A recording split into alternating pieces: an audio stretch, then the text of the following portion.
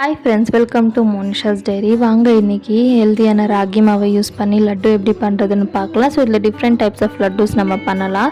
But இன்றைக்கி நான் ஒரு டைப் ஆஃப் லட்டு தான் உங்கள் கூட ஷேர் பண்ணிக்க போகிறேன். ஸோ இப்போ இருக்கிற குழந்தைங்களுக்கு ராகி மாவை யூஸ் பண்ணி நம்ம என்ன தான் ஹெல்த்தியாக செஞ்சு கொடுத்தாலும் அவ்வளோவா விரும்பி சாப்பிட மாட்டாங்க. ஸோ கண்டிப்பாக இந்த மாதிரி லட்டுவை ட்ரை பண்ணி பாருங்கள். ஸோ நல்லா விரும்பி சாப்பிடுவாங்க. ஸோ இது சின்னவங்கலேருந்து பெரியவங்க வரைக்கும் எல்லாருமே சாப்பிடலாம். ஸோ டெய்லி ஒரு லட்டு சாப்பிட்றதுனால நிறைய ஹெல்த் பெனிஃபிட்ஸும் இருக்குது.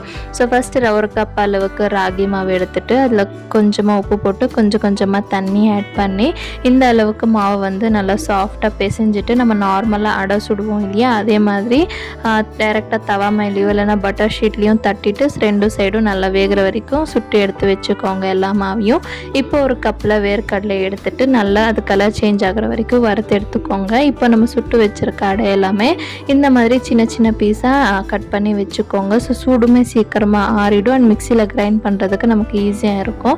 இப்போ ஒரு மிக்சி ஜாரில் நம்ம வறுத்து வச்சுருக்க வேர்க்கடலையும் ஆட் பண்ணிவிட்டு நான் ரொம்ப நைஸாக இல்லாமல் ஒன்றும் பாதியாக இந்த மாதிரி பவுடர் பண்ணிக்கோங்க.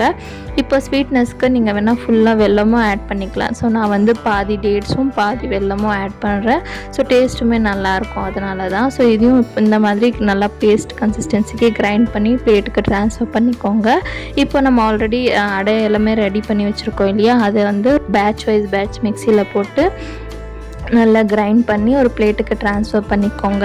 இப்போ ஃபைனலாக வந்து ஒரு 2 ஸ்பூன் அளவுக்கு எள்ளை வந்து வறுத்து ஆட் பண்ணிக்கோங்க. இது வந்து ஆப்ஷனல் தான், ஸோ நீங்கள் வேணான்னா ஸ்கிப் பண்ணிக்கலாம்.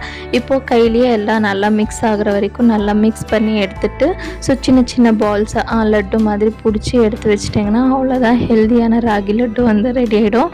இது வெளியே நீங்கள் 1 வீக் வரைக்கும் ஈஸியாக ஸ்டோர் பண்ணி வச்சுக்கலாம். ஸோ கண்டிப்பாக ட்ரை பண்ணிட்டு எப்படி வந்துச்சுன்னு மறக்காமல் சொல்லுங்கள். இந்த வீடியோக்கு ஒரு லைக் கொடுங்க.